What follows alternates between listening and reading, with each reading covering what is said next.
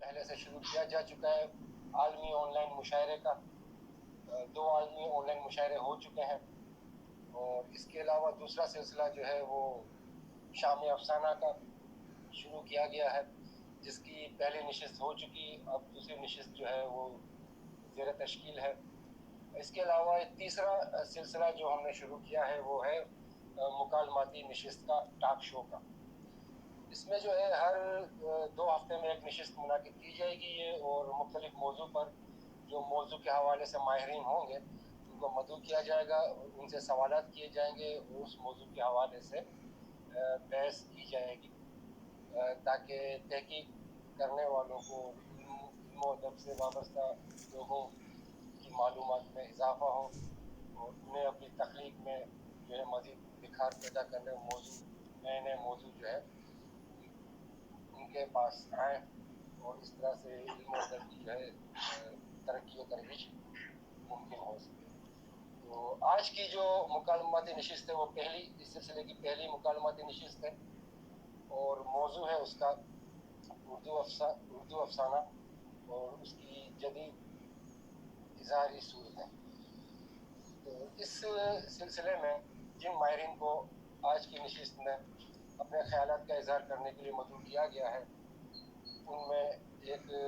जानी पहचानी शख्सियत आप तमाम हज़रात जानते हैं उनको, हल्का अरबाब ज़ौक़ के सेक्रेटरी हैं, शायर हैं, अफसाना निगार हैं, दानिश्वर हैं और सहाफ़त से भी वाबस्ता हैं, जनाब ज़ेब असगार हुसैन साहब, जिनके अफसाने का एक मजमुआ जो है आपके सामने आ चुका है दूर असगार अफसाने के नाम से। अब मज़ीद 2 नावल जो हैं वो ज़ेर तबाह हैं। तो आपकी जो है इस मौजू पर जो है आपसे सवालात किए जाएंगे और आप जो है अपने बसीरत से भरे जो जवाब देंगे। और दूसरी हमारी मेहमान हैं डॉक्टर महर ज़ैदी साहिबा। आप दानिश्वर हैं, मुफक्किर हैं, अफसाने लिखती हैं और शायरी भी करती हैं, नसरी नज़में लिखती हैं और आप जो है मज़ामीन भी लिखती हैं और वसी मुताले की हामिल हैं उर्दू अदब और इंग्लिश अदब के हवाले से। आदाब। तीसरी शख्सियत जिनको मदऊ किया गया है वो है डॉक्टर अब्दुल अजीज़ मालिक साहब। आप एक सीनियर अफसाना निगार हैं, नावल निगार हैं, नक्काद हैं, दानिश्वर हैं और बड़ी अमीर और वसी नज़र रखते हैं उर्दू अदब पर। तो आज की मुकालमाती नशिस्त का आगाज़ किया जाता है और आज की मुकालमाती नशिस्त की निज़ामत या जो मॉडरेटर हैं वो ये नाचीज़ आपके सामने आसिफ अली आसिफ और इंजिला हमेश हैं। तो हम दोनों की तरफ से जो है इस मुकालमाती नशिस्त को जो है आगे बढ़ाया जाएगा सवालात के ज़रिए। तो पहला सेशन जो होगा वो 45 मिनट का होगा और उसमें मैं और एंजिला जो है वो सवालात के ज़रिए जो है इस नशिस्त को जो है उसको आगे बढ़ाएंगे और 45 मिनट के बाद जो है वक्फे के बाद दूसरा सेशन शुरू होगा, जिसमें जो हमारे दीगर सामीन हज़रात हैं वो अपने सवालात करेंगे और हमारे तीनों जो मेहमान हैं वो उनके जवाबात अता करेंगे। तो आज की मुकालमाती नशिस्त का जो है आगाज़ किया जाता है। एंजिला हमेश साहिबा, माइक में आपके हवाले करता हूँ, आप जो है सवालात का आगाज़ करें। शुक्रिया आसिफ अली आसिफ। अस्सलाम वालेकुम तमाम शुरा को। हम मुवाफ़क़ात इज़हार के तहत हमने आज मुकालमाती सेशन का आगाज़ किया है और हम उम्मीद और तवक्को रखते हैं कि आगे भी हम जो आज की ये पहली नशिस्त है मुकालमे की, आगे भी जो हम नशिस्त करेंगे वो कामयाब हो और ये हमारी आज की पहली नशिस्त है। तो जो हम कहते हैं कि जब हम रोज स्टेप्स होकर उठते हैं तो हमारे सरों पर एक आसमान होता है जो दुनिया कब से कायम है और कब तक कायम रहेगा। आसमान ना नया होता है ना पुराना होता है, आसमान उसको ये नहीं कहा जाता कि ये नया आसमान है या ये पुराना आसमान। तो जब अफसाने का भी जब हम ये सूरत देखते हैं कि अफसाना ना नया होता है ना पुराना होता है। अफसाने की फॉर्म अपनी वक्त की जरूरत के तहत बदलती रहती है, उसकी शक्लें थोड़ी बहुत रद्द-बदल के साथ, और आप उसको मुख्तलिफ तहरीकों का नाम उसमें जैसे जैसे अगर हम तफ्तीश से पहले की सूरत हाल देखें, हम इस्लाही तहरीकें देखें, हम उसके बाद तरक़ पसंद तहरीक देखें, फिर आगे चलकर हम जदीदियत सारे तनाज़ुर में देखें, फिर माबाद जदीदियत देखें, फिर आज का जो अफसाना है वो सब एक चीज़ का हमें वो रहेगा कि दुख, इंसानी मसाइल, नारसाई, ये सब तो हमेशा से है और हमेशा रहेगा, और इसी को अफसाना निगार मुख्तलिफ तहरीकों के तहत अपने अपने तौर पर लिखते हैं। उसमें बहुत सी चीज़ों के और क्योंकि मुख्तलिफ औजार के तकाजे अलग थे, उसके मसाइल अलग थे, तो उसी को देखते हुए अफसाना निगार ने अपने कदम उठाए। तो जनाब, जब हम जदीदियत तक आते हैं, जो हमारा आज का मौजूद है अफसाने की जो जदीद इजहारी सूरतें, जदीद अफसाने की इजहारी सूरतें, तो जब हम 60-70 का अरसा देखते हैं तो हमें ये दिखाई देता है कि जनाब उससे पहले तरक़ पसंद तहरीक को थोड़ा सा मुंतशिर करने के लिए जदीदियत ने अपना जदीदियत में सर उठाया, और बहुत अहम सूरत हाल ये कि शमशान फारूकी ने बहुत प्रमोट किया अपने पर्चियों के जरिए। हम आगे चलकर ये सवालात भी करने वाले कि शायद का कैसे डाला जदीदियत। जब हम ये देखते हैं कि जब फारूकी डॉक्टर जदीद अफसाने का मीमार आज़म कहा, तो ये बात कहाँ तक सही थी, और फिर जदीदियत की तहरीक कुछ नुमाया नाम वर्मा, बलराज मेहरा, सारे नाम आते हैं। तो ये क्या इसको ये जबकि हालांकि अहमद ने तो खैर इनकार किया कि मेरा जदीदियत से कोई ताल्लुक नहीं है, लेकिन बहरहाल ये कहा जाता है कि उसको भी जदीदियत के उस तरफ ख्याल है। फिर आगे चलकर हम बहुत ही सफ़र चलता रहता है और भी लोग आते रहते हैं, और होते होते आज का जो अफसाना है, बीच में जो बहुत अहम पीरियड आता है वो 80-90 का पीरियड आता है, जिसमें बहुत ऐसे अफसाना निगार आते हैं जिसमें हम अरशद रिजवी का नाम भी लेते हैं, और डॉक्टर अरशद रिजवी आते हैं, और भी बहुत नुमाया नाम है। तो आज तो ये बड़े अहम नाम है। उससे पहले अहमद वेश के बाद मनफयात हैं, रशीद अमजद हैं। तो ये सारी सूरत हाल इसी पर आज हम गुफ्तगू करने बैठे हैं। हमारे जो इस मौजू पर बात करने वाले हैं, ये वक़ार साहब हैं, बहर डेली साहिबा हैं, और मैं सवालात का आगाज़ करती हूँ ज़ेब साहब से। सबसे पहले सवाल का इजाज़त जी ज़ेब वक़ार साहब, ये जो जदीदियत का जो एक तहरीक, इसको तहरीक का नाम देंगे, या ये इसको एक बराए अफसाना कोई चीज़ आगे बढ़ने का नाम देंगे कि कुछ तो आगे बढ़ना था, तरक़ पसंदी के बाद कुछ तो आगे होना था, कि एक फॉर्मेट को बदलना था, या ये एक महज एक खटराक था। मैं एक स्लैंग वर्ड बोलती हूँ तो कोई ऐसी बात नहीं है, लेकिन फिर भी तो क्या कहते हैं आप? हम जदीदियत की तहरीक क्या थी, इसको किस तरह से? बहुत शुक्रिया। मैं सबसे पहले तो बहुत शुक्रिया अदा करता हूँ मुमासलाती असरार और आसिफ अली आसिफ और हमेश का, ये मुझे मौका दिया इस फोरम पे गुफ्तगू करने का। और जहाँ तक आपने ये बात कही है, तो इस ज़िम्न में मुसलसल मुबाहिस रही है। अगर आप गौर फरमाएं तो वो तरक्की पसंद तहरीक का एक अपना दौर था, और तरक्की पसंद तहरीक के हवाले से जो उसके चैंपियंस थे और जो उसको लेके चल रहे थे, तो उनकी तरफ से भी ये बात भी आती रही कि जो दीगर जो तहरीक है उनकी नौयत कैसी क्यों ना हो, तो वो आमतौर पे तरक्की पसंद तहरीक को सबुटैज करने के लिए आई है। लेकिन अब ये देखिए अलकर बाब ज़ौक़, ये भी बहुत पुरानी तहरीक है, और ये इसके अपने मकासद हैं, और एक एतबार से अदब के प्रमोशन के लिए ये भी काम कर रही है। तो अब जब वो अंजुमन तरक्की पसंद मुसन्निफीन बनी, تو آپ کے علم میں ہے, آپ سب اس بات سے بخوبی آگاہ ہیں کہ وہ کن حالات میں بنی اور اس وقت جو ہے وہ اظہار کی کیا صورتیں تھیں, خصوصی طور پہ افسانے کی اظہاری صورت کیا تھی. آپ کو یاد ہوگا یعنی بہت اگر کہا جائے تو راشد الخیری جسے مصور غم کہا جاتا ہے, ان کے یہاں آپ کو جو ہے وہ ایک خاص رویہ نظر آئے گا. یہ میرا کہنے کا مطلب یہ ہے کہ افسانے کے موضوعات بھی بڑے محدود تھے اور پھر وہ ان کے خلاف ایک طرح سے یہ ایک مزاحمت کی تحریک تھی اس دور کے اعتبار سے. انجمن ترقی پسند مصنفین اور ان حالات میں یہ موسٹ ماڈرن تھی. تو اب یہ دیکھیے اس میں پھر جو وہ آ جاتا ہے کہ اس میں پھر ایک نعرہ بازی کا فیکٹر آ جاتا ہے. رائٹرز کو ایک خاص انداز میں کہا گیا کہ بھئی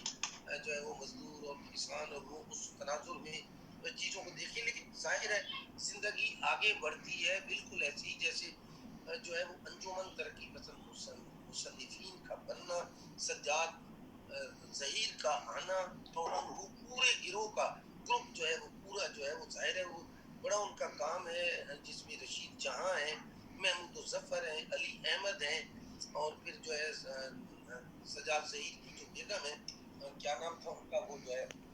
رضیہ سجاد ظہیر سمیت بہت یعنی وہ مخصوص نام ہیں جن کے بڑے ایفرٹس ہیں, وہ سبھی بہت روشن خیال تھے اور ان کی نظر تھی. تو اگر آپ غور فرمائیں تو ترقی پسند تحریک سے پہلے ہی یہ جو ہے وہ 1935-36 میں وہ انگارے آ گئی تھی. تو انگارے کی موجود آنے کی پبلیکیشن نے بھی جو ہے وہ ایک اعتبار سے وہ بڑا شور مچا اس اعتبار سے. تو یوں کہنا چاہیے کہ وہ سبھی جانتے ہیں کہ وہ جو انگارے کے افسانے ہیں وہ یقینی طور پہ فنی اعتبار سے کمزور ہیں, اس میں بیشتر افسانے, لیکن وہ جو ہے کنٹینٹ کے اعتبار سے اس زمانے کے جو وہ جسے آپ نے ایک لفظ دکھ استعمال کیا, تو اس زمانے کی جو دکھ تھا, اس زمانے کی جو صورتحال کی وہ گھٹن جو تھی ہر سطح پہ, نفسیاتی سطح پہ, معاشرتی سطح پہ, معاشی سطح پہ, اور جو ایک بڑا گیپ تھا طبقاتی معاشرت کے حوالے سے بھی مختلف طبقات, ان سب کو انہوں نے جو ہے وہ ڈسکس کیا. میں اختصار کے ساتھ یہ بات کرنا چاہوں گا, تو وہ ایک جدید رویہ تھا, جدید صحت مند رویہ تھا. تو اس اعتبار سے اس پہ آپ نے دیکھا شور مچا. پھر آپ آ جائیے, اگر آپ یہ ساری صورتحال کو دیکھتے ہوئے کہ جو ہے وہ پھر پاکستان میں اگر دیکھا جائے تو صورتحال ذرا مختلف نظر آتی ہے. انڈیا میں تو میں سمجھتا ہوں کہ وہ فریڈم آف ایکسپریشن کے حوالے سے وہ صورتیں نہیں رہی, لیکن یہاں یہ بنی ضرور ہے. اور جو ہے وہ ڈکٹیٹرشپس کی آمد نے جو ہے وہ صرف افسانے کو ہی نہیں تمام اصناف سخن کو ایک اعتبار سے متاثر کیا ہے. لیکن ساتھ میں جیسا کہ میں نے پہلے بھی عرض کیا کہ ہر معاشرے کا ایک ارتقائی عمل تو جاری و ساری رہتا ہے نا.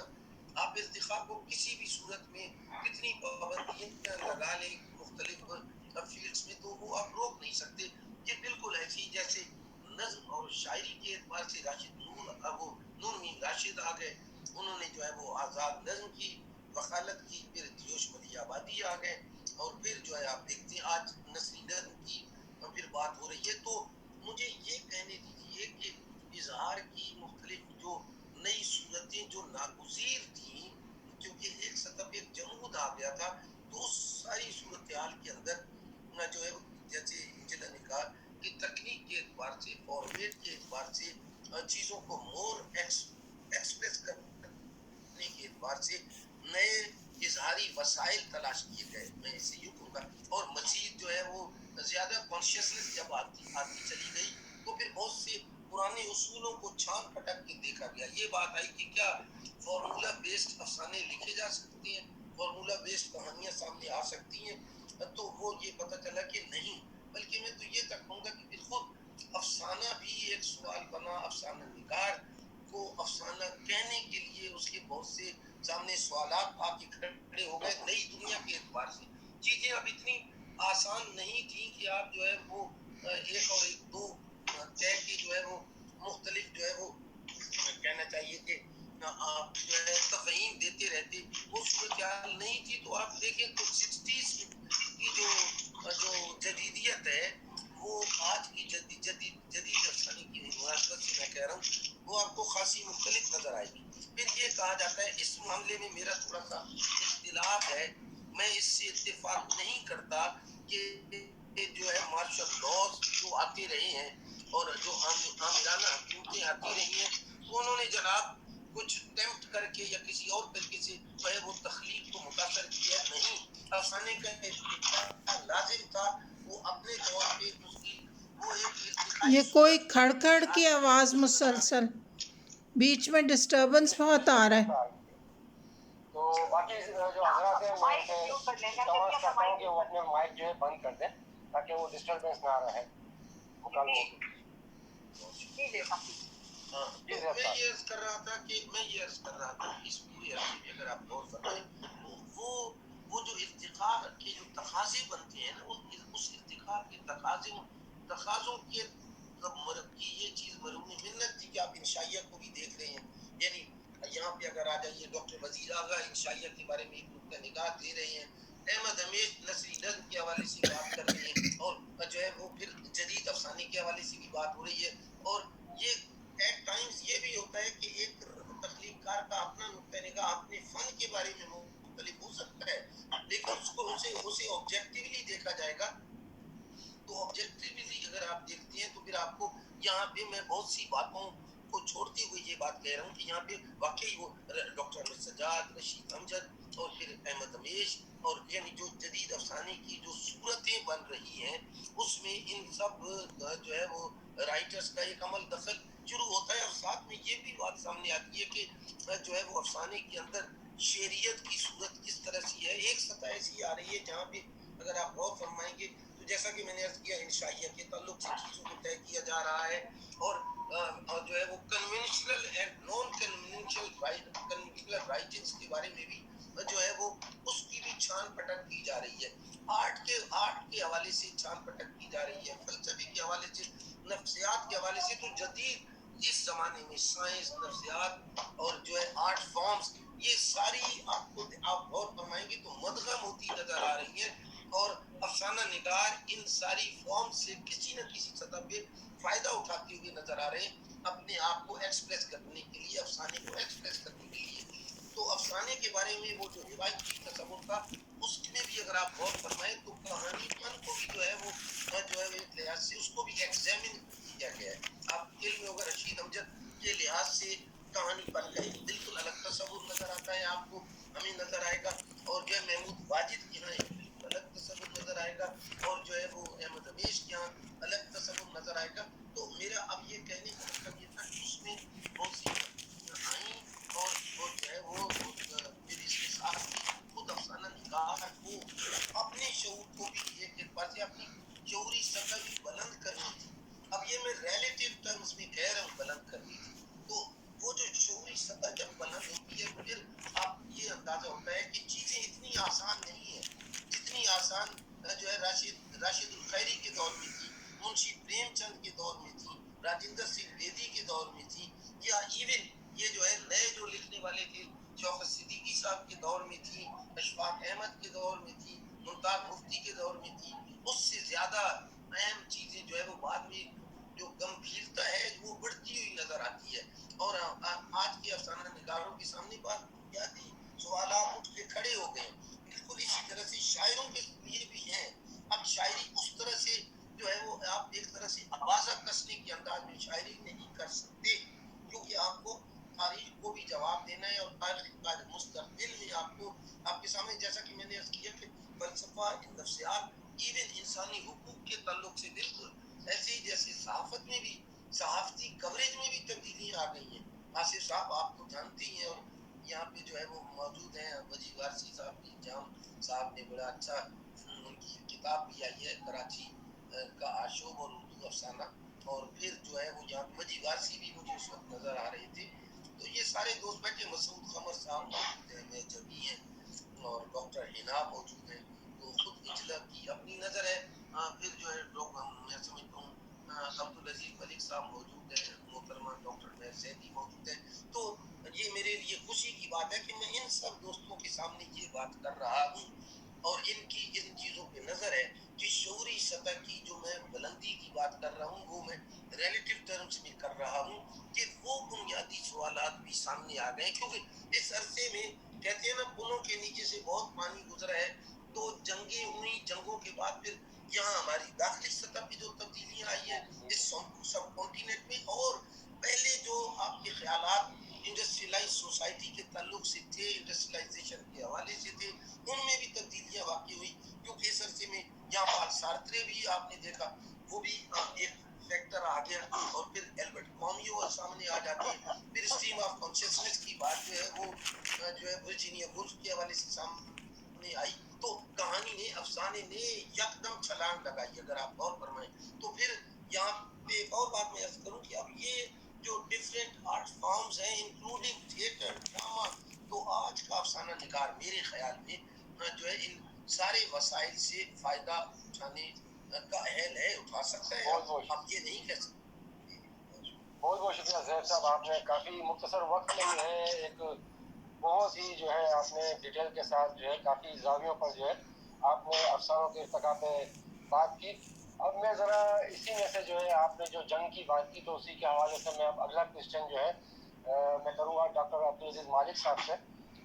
वो ये कि पहली आलमी जंग और दूसरी आलमी जंग जो हुई है हमारी 20वीं सदी के जो है शुरू के जो है हिस्से में, तो उसके तहत जो पार्टीशन हुई हमारे सब कॉन्टिनेंट की, तो इसके बाद जो हमें नज़र आता है एक जो तरक्की पसंद जो अफसाना निगारी थी, और दूसरा एक फ्लेवर नज़र आता है हमें जदीदी अफसाने। तो इन दोनों की टेक्निक्स और इन दोनों के अहदाफ में क्या मुमसला थी और क्या इख्तलाफात थे, इस पर आप रोशनी डालेंगे? जी मालिक साहब।